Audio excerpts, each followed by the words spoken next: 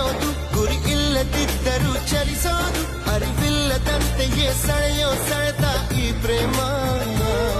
ಜಪವಲ್ಲದಿದ್ದರೂ ಬೇಡೋದು, ಜ್ವರವಲ್ಲದಿದ್ದರೂ ಕಾಡೋದು, ಸ್ವರವಿಲ್ಲದಿದ್ದರೂ ಹಾಡೋ ಹಾಡೋ ಈ ಪ್ರೇಮ.